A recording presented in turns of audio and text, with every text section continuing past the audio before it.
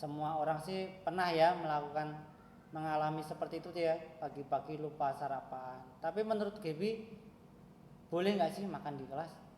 Nggak boleh, Pak. Nggak boleh, harusnya bagaimana? Harusnya tunggu jam istirahat dulu atau enggak jam pulang untuk makan. Oke, terus untuk Saya senang sekali Pak Deki bisa membantu saya mencari solusi agar bisa menjadi orang yang sabar dan menahan diri sesuai keyakinan kelas yang sudah kami buat. Oke Mun, semua orang itu pasti pernah melakukan kesalahan, baik itu disengaja maupun tidak disengaja ya. Pak Diki juga pernah melakukan seperti itu. Cuma menurut Edmund, apa solusi supaya kejadian ini tidak terulang lagi? Minta maaf ke Evan, Dan memperbaiki rumahnya. Saya senang sekali Pak Deki membantu saya untuk mencari solusi, untuk membuat saya menjadi manusia yang lebih bertanggung jawab dan berani meminta maaf dengan keyakinan kelas yang dibuat.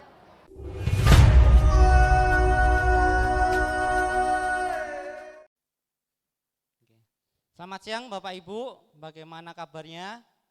Luar biasa. Kita salam Tarakanita dulu ya. Salam Tarakanita. Satu, Tarakanita. Yes. Oke, terima kasih Bu Nina sebagai kepala sekolah sudah memberikan saya waktu untuk boleh berbagi praktek barik di kesempatan hari ini.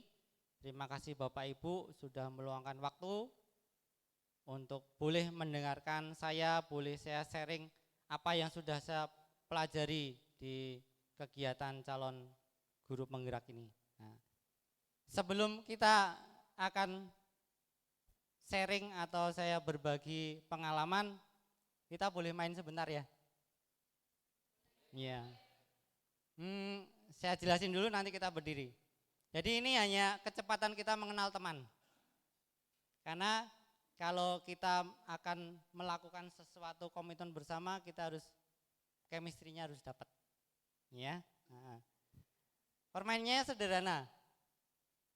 Nanti orang yang saya sebutkan, misalnya Bu Rosa, berarti antara Bu Santi dan Bu Nina cepet-cepetan nembak. Sebutkan misalnya, Santi dor gitu. Oke, siap 1, 2, 3, ayo.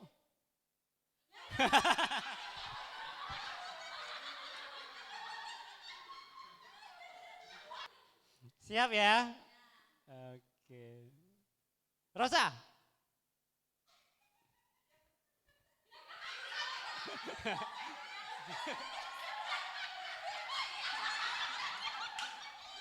Oh ya, berdiri aja, berdiri. Berdiri biar nggak bingung, berdiri ya. Berdiri, Bu Stella berdiri.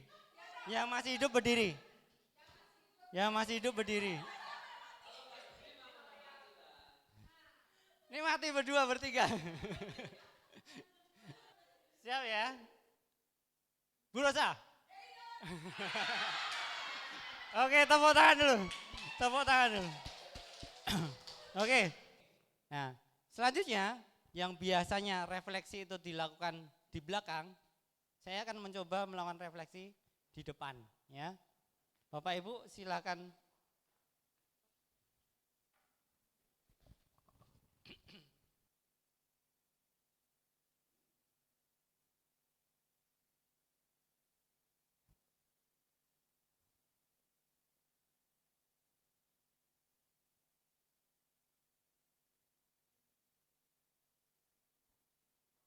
Cukup? Oke, terima kasih. Untuk nomor 8, apakah ada yang menuliskan di luar guru?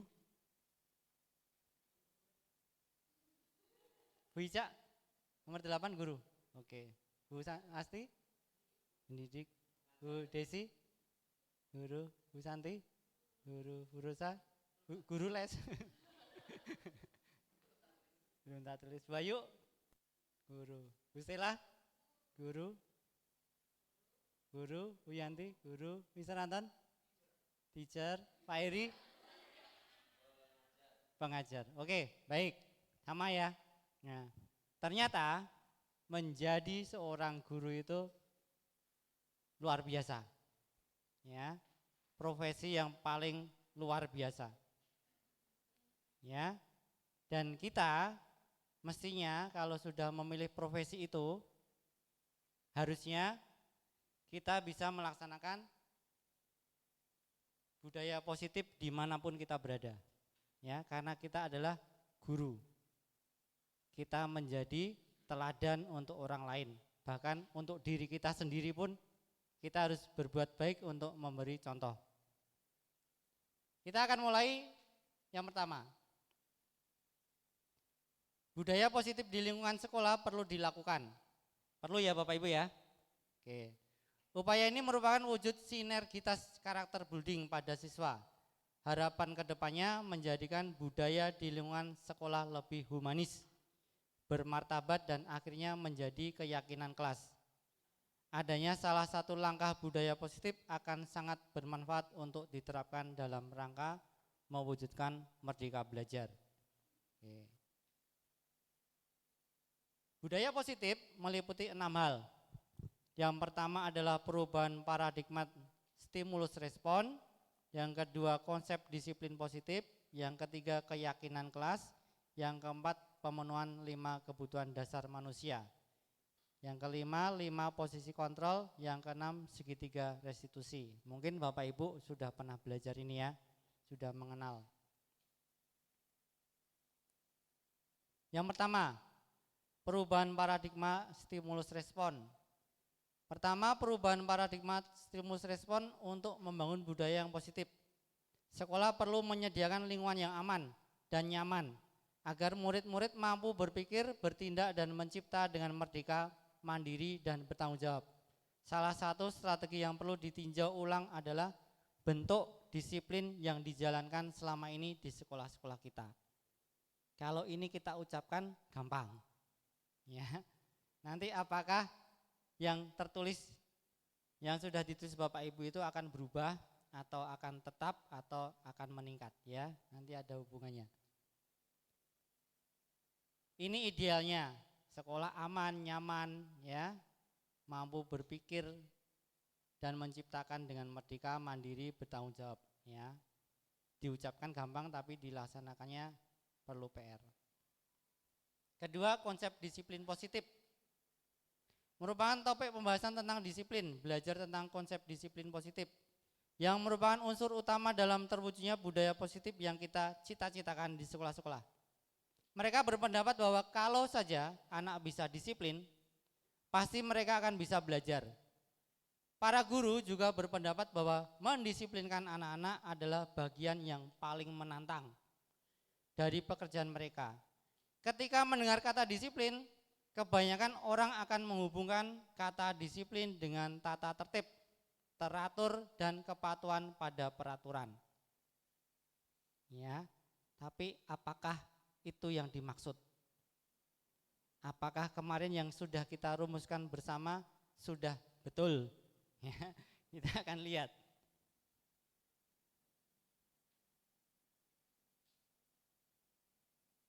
Ada 3 macam motivasi perilaku manusia.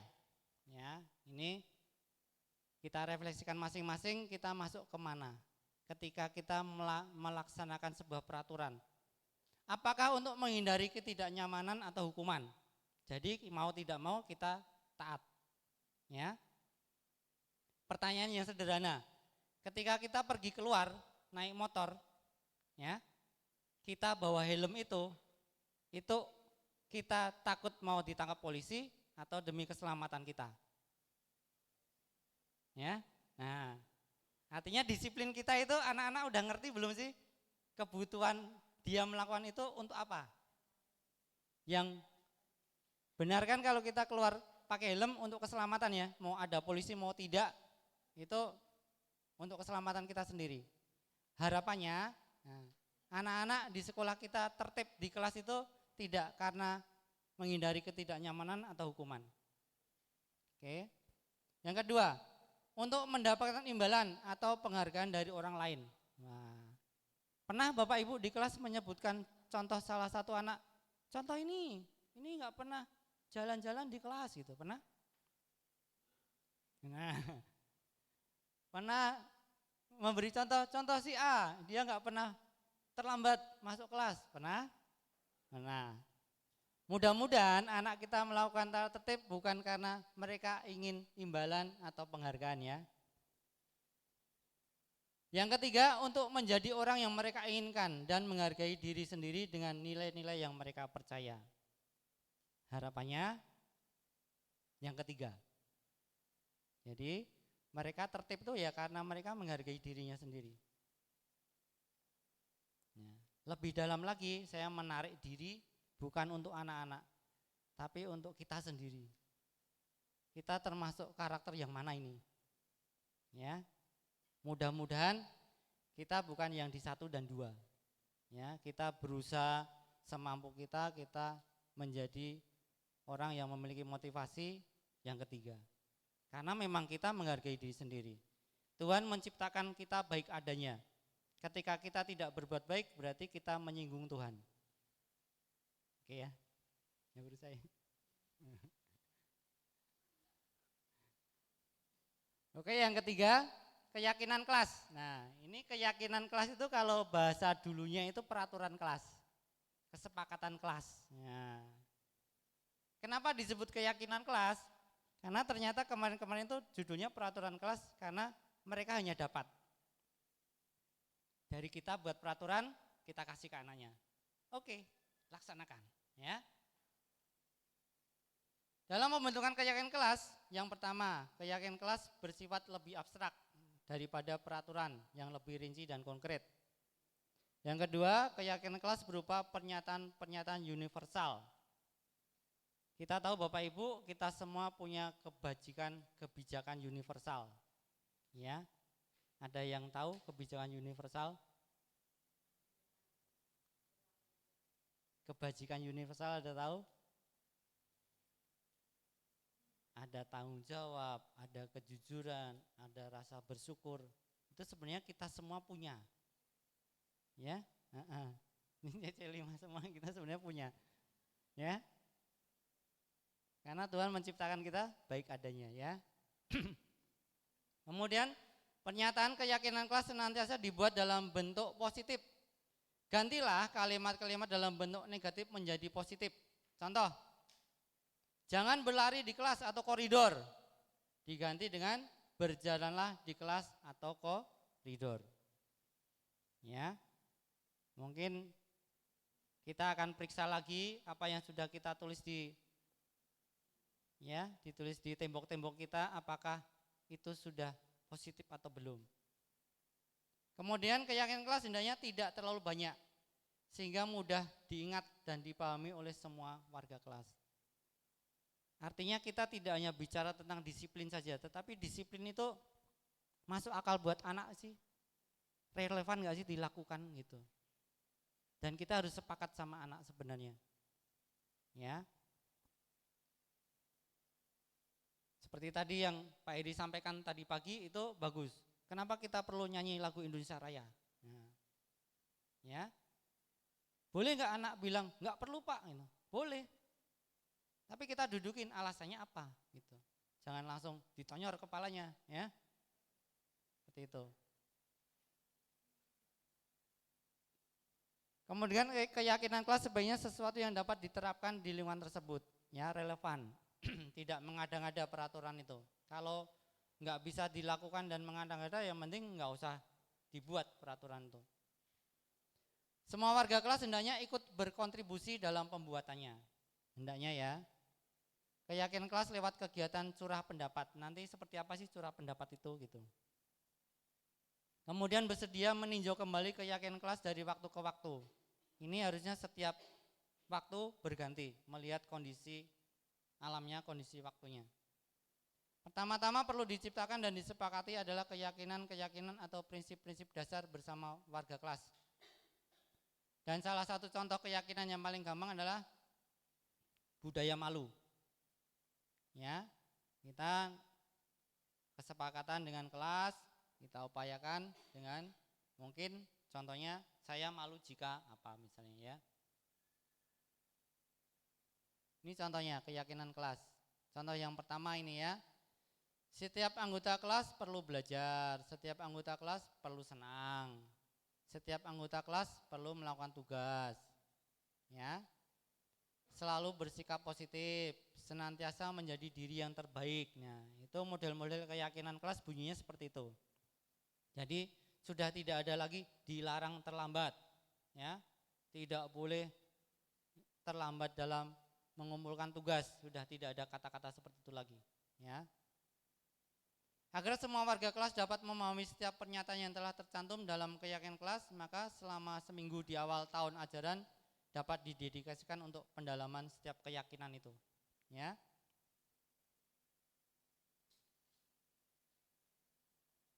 Ini yang dimaksud dengan curah pendapat Bapak Ibu.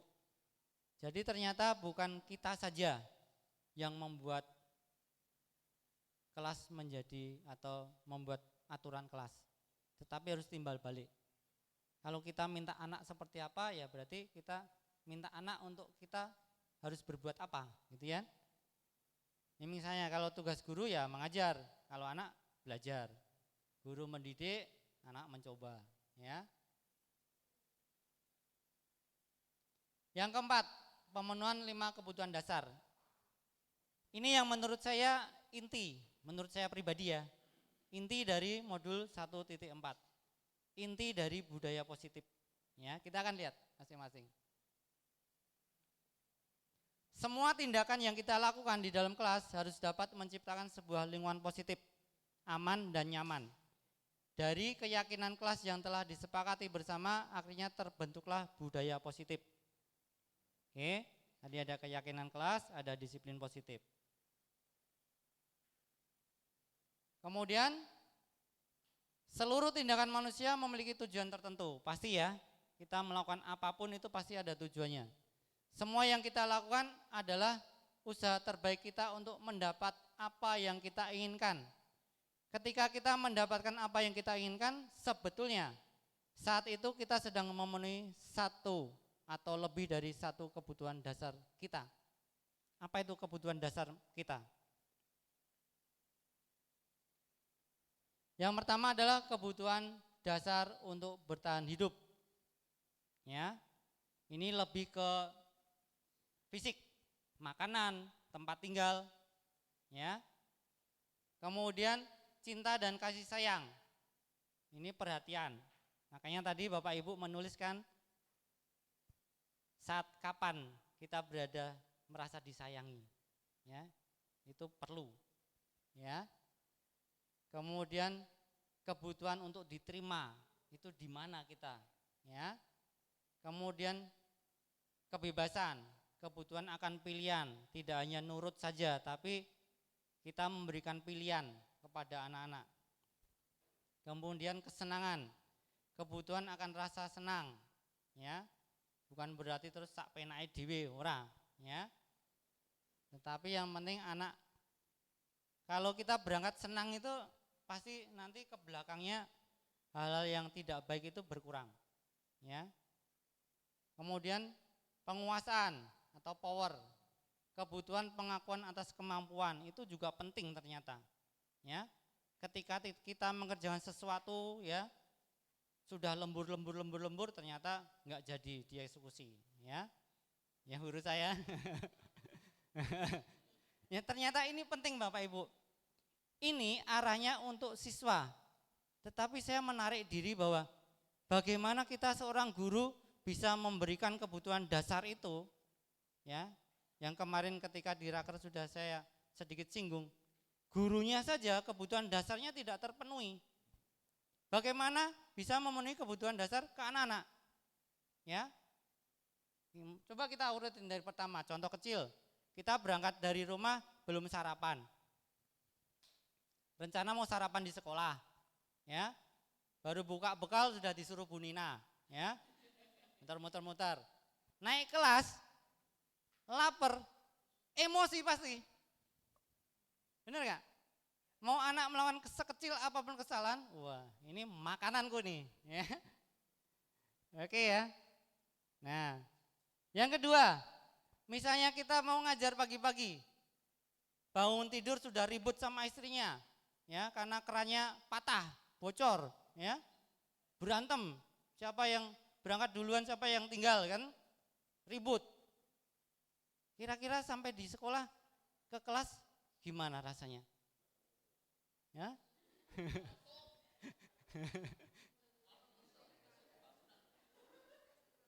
Iya kan? Ya. Kemudian kebebasan untuk memilih. Kita sebenarnya setiap kepala itu punya ide. Ya. Tapi kadang sering kita merasakan bahwa kita tidak pernah diberi peluang untuk memberikan ide. Didengar sih, cuma tidak menjadi pertimbangan. Ya. Pokoknya kui. Ya kan?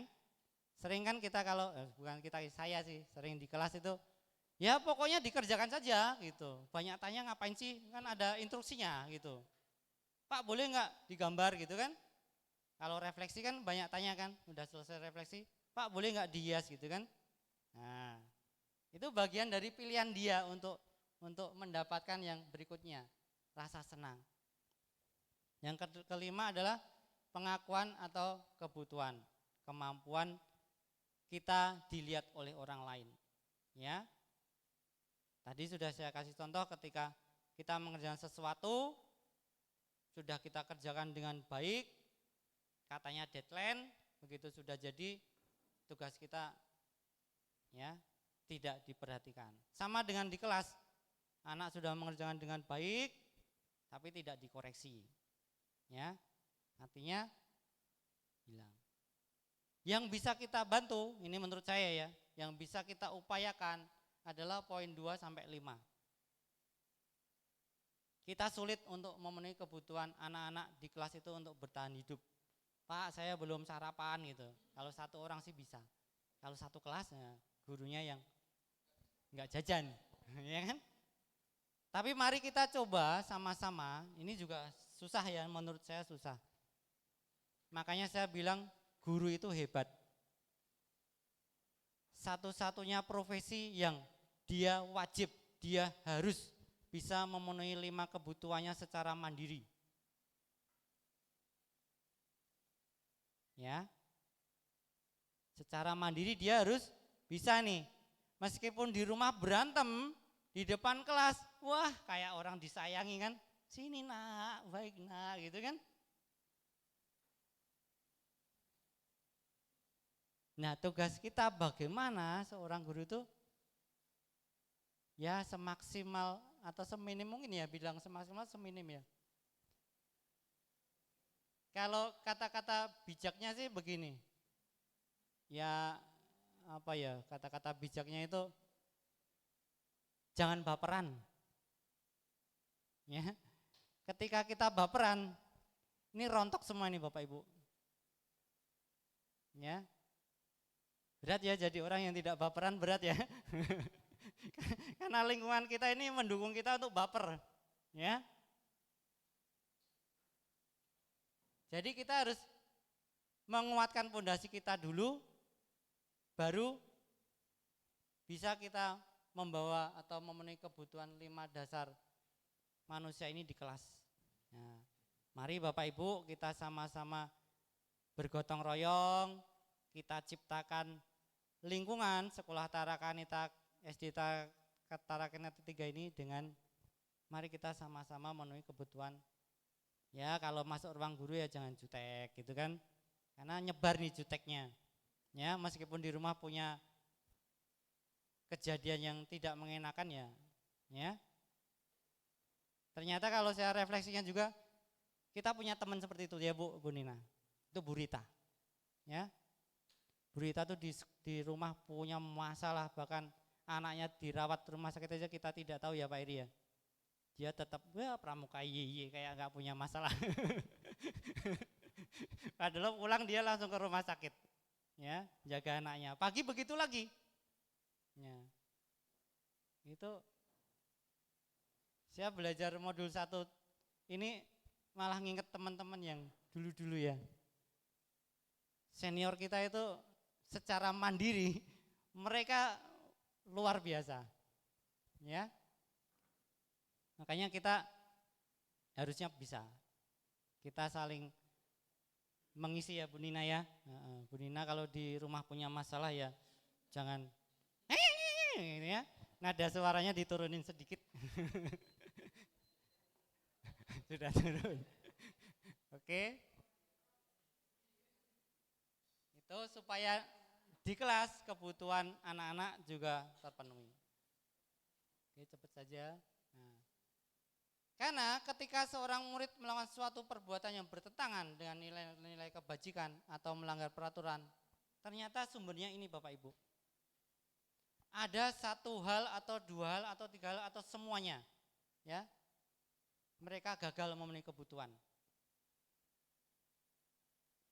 Mungkin juga ketika saya buat masalah, ya, saya frontal, mungkin 5 kebutuhan itu juga tidak saya penuhi.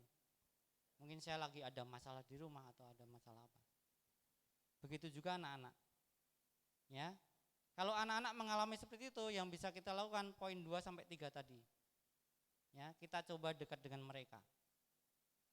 Kita coba isi kekosongan mereka. Kita coba penuhi kebutuhan itu. Ya.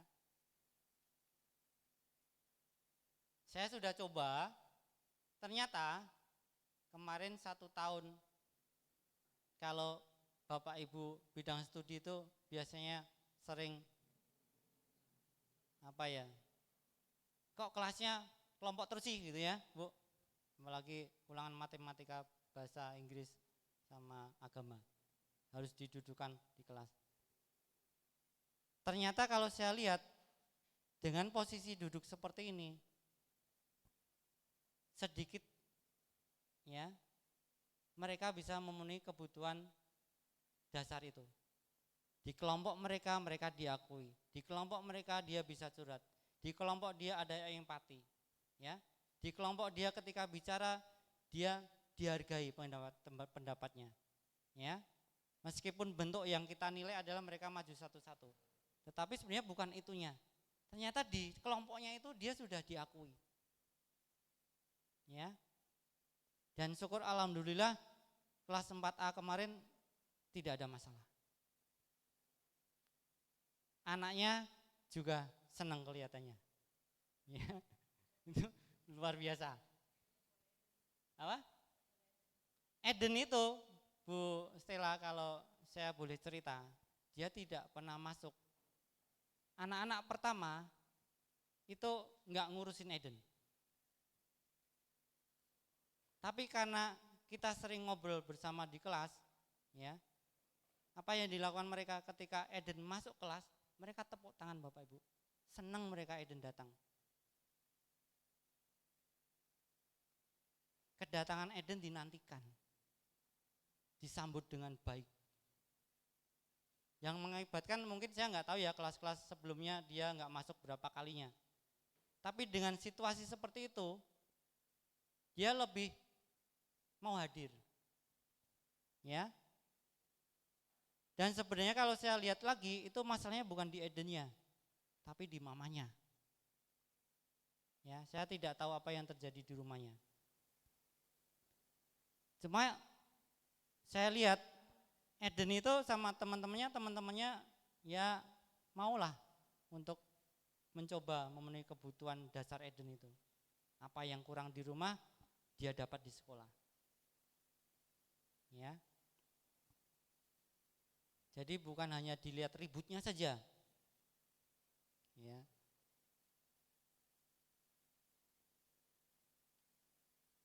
Kemudian 5 posisi kontrol. Nah, ini juga penting Bapak Ibu. Kelima posisi kontrol melalui serangkaian riset dan berstandar pada teori kontrol Dr. William Glasser. Dosen berkesimpulan ada 5 posisi kontrol yang diterapkan seorang guru, orang tua ataupun atasan dalam melakukan kontrol. Ya, nah ini kita lihat kita di posisi mana ini. Ya, sebelum itu kita akan lihat dalam kontrol teori yang kemudian hari berkembang dan dinamakan choice theory, meluruskan beberapa miskonsepsi tentang makna kontrol. Nah, ini saya sangat mengena ini. Tamparan keras ini ya. Namanya adalah ilusi guru mengontrol murid. Pada dasarnya kita tidak dapat memaksa murid atau untuk berbuat sesuatu. Jikalau murid tersebut memilih untuk tidak melakukannya, walaupun tampaknya guru sedang menguasai atau mengontrol perilaku murid, hal demikian terjadi karena murid sedang mengizinkan dirinya untuk dikontrol. Saat itu bentuk kontrol guru menjadi kebutuhan dasar yang dipilih murid tersebut karena nggak ada pilihan, karena tidak dikasih pilihan. Teori kontrol menyatakan bahwa semua perilaku memiliki tujuan, bahkan terhadap perilaku yang tidak disukai. Ya, ini bicaranya ilusi guru mengontrol murid. Ilusi bahwa kritik dan membuat orang merasa bersalah dapat menguatkan karakter. Nah, ini biasanya bicaranya pelan tapi nyudutin. Ya. Menggunakan kritik dan rasa bersalah untuk mengontrol murid menuju pada identitas gagal. Ya. Mereka belajar untuk merasa buruk tentang diri mereka. Mereka mengembangkan dialog diri yang negatif. Kadangkala sulit bagi guru untuk mengidentifikasi bahwa mereka sedang melakukan perilaku. Ya. Pernah kita mencari kambing hitam ketika mendiamkan anak? Tolong dong, diem dong, nanti saya dimarahin Bu Nina kepala sekolah gitu. Nah,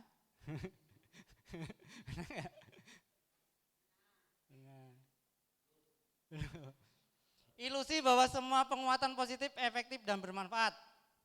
Penguatan positif atau bujukan adalah bentuk-bentuk kontrol. Segala usaha untuk memengaruhi murid agar mengulangi suatu perilaku tertentu adalah suatu usaha untuk mengontrol murid tersebut dalam jangka waktu tertentu.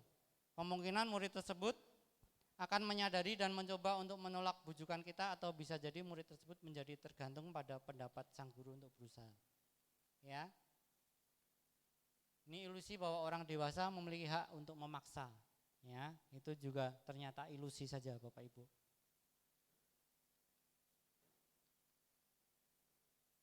Ini kelima posisi kontrol. Yang pertama adalah penghukum. Yang kedua adalah pembuat orang merasa bersalah. Ya, biasanya nadanya lembut, ya. Bagaimana kalau orang tuamu tahu, gitu kan? Kemudian menjadi teman, guru memposisikan sebagai teman. Ingat, tidak bantuan Bapak selama ini, ya. Jadi biasanya ini juga sama. Kita lembut, kita lebih fleksibel, tapi ternyata ini juga tidak baik Bapak Ibu. Ya. Kemudian sebagai monitor, pemantau, mengawasi. Ini biasanya berdasarkan juknis banget. Kalau melakukan ini ya hukumannya ini, kalau melakukan ini konsekuensinya ini, begitu ya. Kemudian manajer, mempersilahkan murid untuk mempertanggungjawabkan perilakunya dan mencari solusi. Nah, kita akan lihat masing-masing. Ini kalau penghukum. Penghukum itu nada suaranya tinggi. Ya, bahasa tubuhnya jelas. Matanya melotot dan jari menunjuk-nunjuk, ya. Kamu ini gitu ya. Gitu. Terlambat lagi gitu kan? Nah. Kemudian tanyakan kepada diri Anda, bagaimana perasaan murid bila guru berbicara seperti itu pada saat muridnya datang terlambat. Ya. Mungkin guru teriak karena masih lapar ya. Kebutuhan tadi tidak terpenuhi. Kemungkinan murid marah dan mendendam atau bersifat agresif. Jadi jangan salahkan kita kalau anak-anak itu agresif, kesenggol dikit marah. Ya. Kecubit dikit marahnya udah mengerikan. Mungkin karena dia sering dimarahin. Kemudian membuat merasa bersalah. Nah, Adi, kamu ini bagaimana ya? Kamu sudah berjanji dengan ibu tidak akan terlambat lagi. Kamu kenapa ya? Senang sekali mengecewakan ibu, gitu kan? Pelan nadanya lembut, tapi dia, aduh salah banget nih, ya kan? Hasilnya apa? Murid akan merasa bersalah. Bersalah telah mengecewakan ibu atau bapak gurunya. Nah, ini di mana murid bisa menumpahkan amarahnya walaupun dengan cara negatif. Murid tertekan seperti inilah yang tiba-tiba bisa meletus. Ya, kita mungkin punya murid yang tenang tapi kalau marah, wah mengerikan. Ya. Kemudian pemantau. Ya. Ini nada suara datar, bahasa tubuh yang formal. Nah, ini biasanya kita ada di depan ini ya. Anak-anak yang terlambat, dicap bukunya ya kan. Ini datar nadanya ya Bu Ani ya. Adi, tahukah kamu jam berapa kita mulai pelajaran gitu ya? Ya gitu-gitulah. Nah, murid memahami konsekuensi yang harus dijalankan karena telah melanggar salah satu peraturan sekolah. Itu anaknya paham. Ya. Guru tetap harus memantau. Nah, yang paling bagus ini belum bagus sih. Ini teman, ya. Ada suaranya ramah, tetapi akibatnya Bapak Ibu, murid akan merasa senang dan akrab dengan guru itu, termasuk dalam suasana apapun. Tetapi bisa berubah dengan orang lain. Baiknya hanya sama kita saja, karena kita dianggap temannya. Ya. Ini menurut teori ini yang paling bagus. Mana nih? Manajer. Ya, pada posisi manajer ini kita perlu duduk bareng, kita perlu diskusi, menggiring mereka untuk menemukan solusinya mereka sendiri, kemudian menjalankannya menurut mereka. Ya. Karena setiap orang pasti punya keyakinan positif, seperti itu. Ini keenam ada segitiga restitusi. Yang pertama ini kalau kita menemukan anak mengalami atau melanggar peraturan, ini yang pertama kita menstabilkan identitas kita semua. Ini secara alami kita itu punya jiwa defense, bertahan. Kita sudah tahu nih salah, tetapi ketika kita diomelin, dimarahin, kita defense nih, balas marah, balas bentak. Ya, nada siapa yang paling tinggi. Ya. Nah, itu yang dihindari. Kita menstabilkan dulu, duduk baik-baik, ditanya yang di luar pelanggarannya dulu bagaimana, ini kan. Kemudian kita pelan-pelan mengiring. Ya. Mungkin bisa menyampaikan juga pengalaman kita. Saya juga pernah melakukan itu, ya kan? Semua orang pasti punya pernah salah gitu kan. Nah, biasanya kalau kita sudah menerima kesalahan dia dan kita pernah berada di posisi seperti dia, itu biasanya mulai merendah, mulai pelan. Ketika sudah tidak ada emosi, kita masuk ke validasi tindakan yang salah. Ya, semua perilaku punya alasan. Yang penting dia bisa menjelaskan alasannya apa. Kemudian kalau sudah ketemu, kita menanyakan keyakinannya. Kita semua memiliki motivasi internal dari diri kita masing-masing.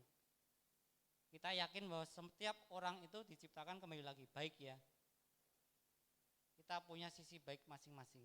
Nah, itu yang akan kita gali terus di anak, menanyakan keyakinannya.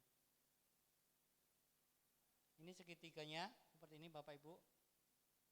Yang pertama, ya, tahu dia salah, tahu. Ya, semua orang pernah salah. Setiap orang pasti pernah melakukannya. Terus validasi. Adakah cara yang lebih efektif untuk mendapatkan apa yang dibutuhkan anak itu? Kemudian kita bicara tentang keyakinan kelas. Ya. Dari semua modul sih, yang menurut saya paling menarik adalah ini, modul 1.4. Dan mungkin alasan kenapa harus dibagikan ya, karena menarik Bapak Ibu, itu dikembalikan ke diri kita.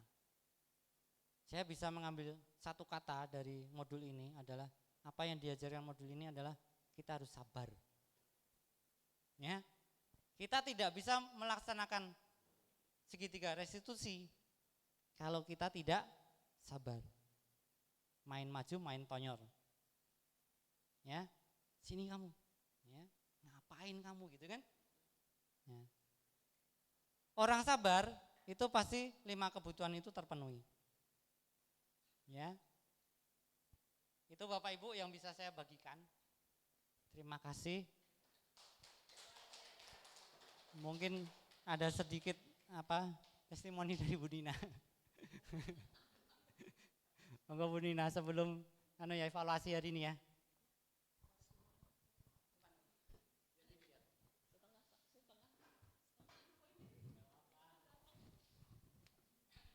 Terima kasih Pak Deki. Sore Bapak Ibu, sambil menunggu jam pulang. Bagus sekali Pak Deki atas sharing praktek baiknya. Beberapa hal yang menarik sampai saya catat begitu ya. Jadi ini menjadi refleksi bagi kita semua ya Bapak Ibu, bahwa baik sekali ini refleksinya yang Pak Deki sampaikan ke kita, apalagi di awal tahun ajaran baru ini. Jadi kita istilahnya punya pegangan ini nanti untuk ke depannya, ya enggak? Ya jadi bagaimana kita diingatkan sebagai seorang guru bahwa memang ini merupakan praktek baik yang kita lakukan untuk anak begitu, tetapi tidak salah kalau kita internalisasi dari diri kita sendiri untuk kita sendiri. Bagaimana perilaku kita, lalu bagaimana refleksi kita dari kehidupan-kehidupan kita nanti untuk kedepannya, apalagi bersama dengan anak-anak kita semua. Terima kasih sekali Pak Deki atas sharingnya. Semoga menjadi tambahan modal kita sebagai seorang guru, menjadi seorang guru yang tidak hanya memberikan ilmu tetapi juga menjadi teladan begitu. Percuma kita koar-koar di depan anak-anak seperti ini, seperti itu, tetapi kita sendiri tidak menjalankannya begitu. Terima kasih Bapak Ibu, sekali lagi selamat Profesiat untuk Pak Deki untuk proses menjadi guru penggerak begitu. Semoga lancar, jika memang ada nanti yang perlu kita bantu, kita siap membantu begitu ya Bapak Ibu. Iya, terima kasih. Mungkin teman-teman yang lain jika ada yang mau boleh